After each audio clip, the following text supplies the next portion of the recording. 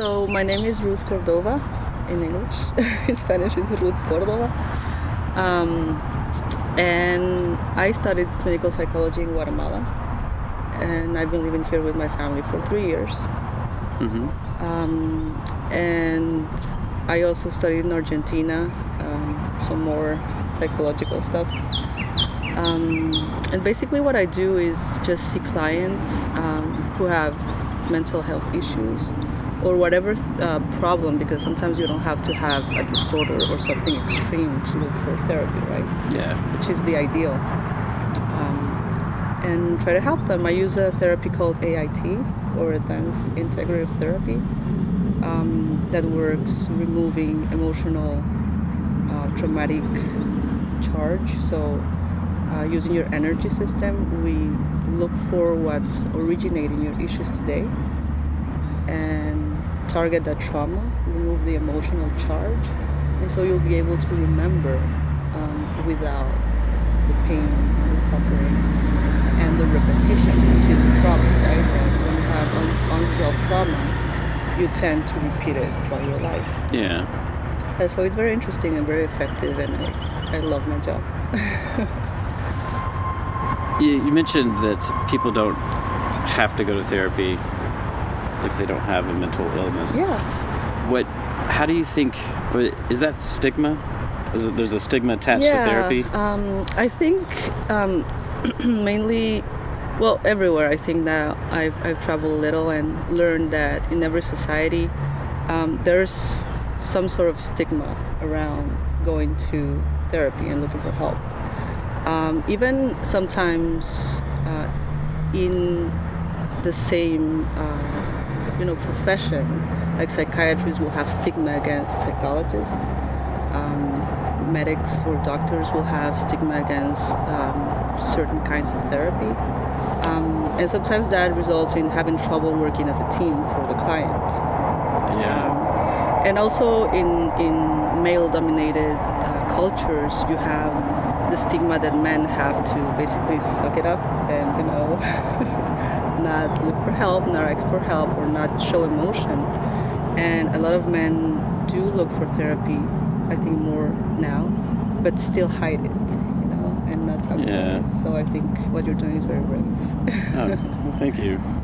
Yeah, I've found that it takes a lot of courage to just talk openly about that or anything emotional. People, it is difficult, but and I get why people don't want to talk about it, but at the same time, I know personally, it helps tremendously just to talk about it, and just like a huge weight was lifted off my shoulders whenever I started to let it out. I guess. Be open about it. How do we let people know that it's okay? It's hard because it could be for many reasons that you feel that you cannot talk about it. And one big issue, I think, is loyalty to the family. So sometimes if you have sexual abuse trauma or addiction or violence or, whatever traumatic events that happen in childhood, usually, that's where it starts, have to do with family. So sometimes we keep it and we don't allow ourselves to heal because we are being loyal to this family secret, And if you talk about it and you put it out there and you start to choose a different way of life, sometimes that also means, betraying your family, or and also sometimes it does mean that they will reject you. Not every member of the family will like that you're talking about certain issues. Mm-hmm. Sometimes it could be that your family starts to realize this is not normal and start also going down a healing path, but you never know, so that could be frightening. As another thing also that happens a lot when you start doing therapy and moving on or healing in whatever way you find that is useful for you, is that you start shedding some bad friends or some not very good positive, acquaintances or friends or even family members. Or habits. And so this just starts happening naturally, and change into something new that would be healthier can be frightening too. So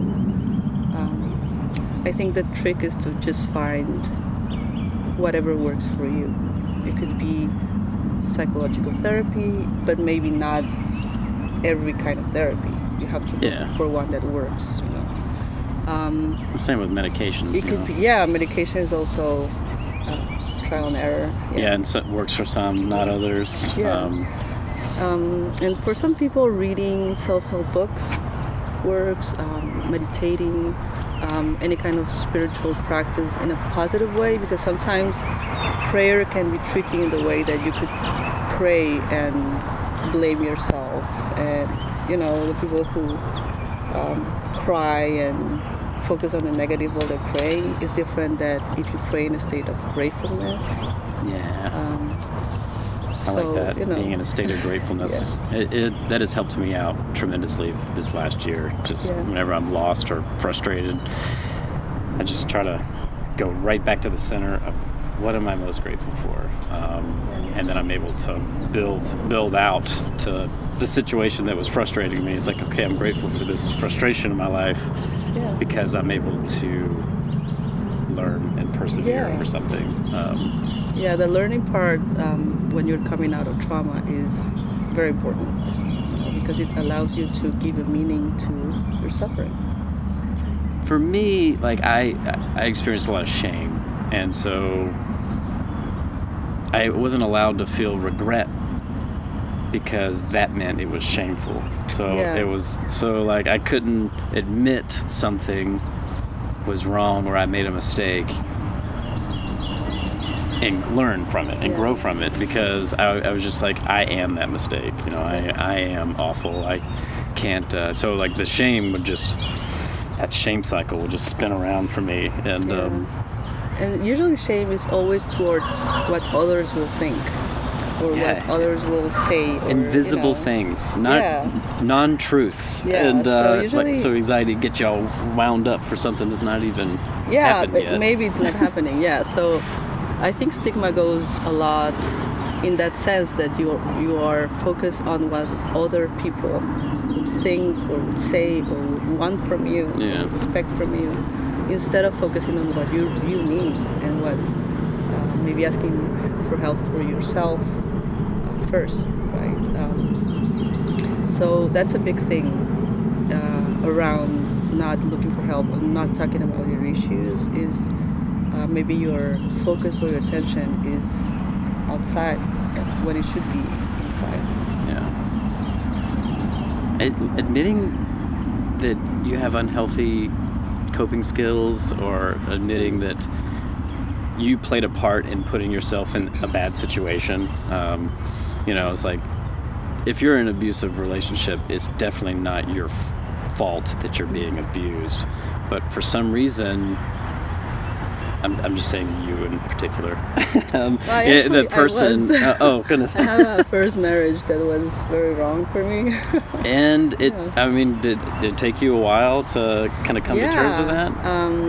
Yes, it does. And what you say is true. It's not your fault, because you're basically repeating a pattern that comes probably from childhood. Right? So we tend to choose our parents as a partner, a mother, or father, or a combination of both, which is the most complicated one. We tend to behave with our partner or with our children in the same way that our parents behaved with us. It's like a go-to. So it's actually not your fault, because this happened to you as a child, right? But as an adult, it is your responsibility to do something about it, and to change or not. So it took me, I was 24 when I got married. I was very young. And it took me 3 years to get out of an abusive relationship. So that's a long time, right? And there was a lot of judgment from other people on why didn't you, separate at first, or even family members. which is the thing that we're talking about, right? That you don't do it because what other people think or because they'll judge you. But at the end of the day, you are the one living with that. You are the only one living in that situation or with your own inner suffering and pain, and everybody else has their own, you know. And if they judge you or are triggered by you, it's because maybe you are evoking some of that in them. So you have to. So yeah, my point was that you have to take responsibility. Yeah. And For even your though own it's not your right? fault, Yeah. taking accountability for like, okay, these are patterns of mine. I would like to choose a different pattern. Yeah. And that means you've got to get out of my life because you're not healthy for me. And also move from that place of being a victim of the situation, right? And of that place of repeating all these patterns that are not good for you. And there is a way out. And sometimes we don't even realize that we're doing it. But when we do, we all have that moment of clarity where we say, okay, this is not normal, this is not right. And in that moment, it is our choice whether we want to stay there or look for help. And it's not easy, but it's worth it. It's not easy, but it's worth it. Yeah, that's life. Yes. We all have something. No. Well, I appreciate you sharing. I mean, we just met literally just then, and being able to talk openly about, you know, pretty difficult subjects is what this place is about. And where can people find you if they're seeking some counseling? So my information is in the AIT website. That's AIT Institute. So AIT.institute, sorry. Under Find a Therapist, I'm there under the state of Georgia. Okay. Yeah. Nice. And you mentioned that. Where did you learn the AIT stuff? So I studied my first seminar in AIT was in Guatemala when I was doing my studies in psychology in college. And then I studied some of them there and some of them here. So it's basically you do a basic seminar and then you have the choice to go wherever you want to specialize: anxiety disorders, personality disorders, physical illness. So, you know, there's a wide variety of seminars. All right, no, this is a lot to the human experience. Yeah. What would be something you would, if somebody's watching these videos, like what is a message that you would like to convey to someone watching this? I think, well, mental health is a daily practice, right? This is something we all have to look out for. No one is free of trauma. We all had something. We fell out of the, crib, or we fell in the yard and we have a trauma from that, or we had abusive parents, or, a bunch of things could have happened, but there is no perfect childhood. So we all have something we need to work on, and this is important that we can review ourselves, review our triggers. So what is overwhelming for us? What is not letting us function in everyday life like we should or like we would like to? And just look for help. Don't let all these things take over your life.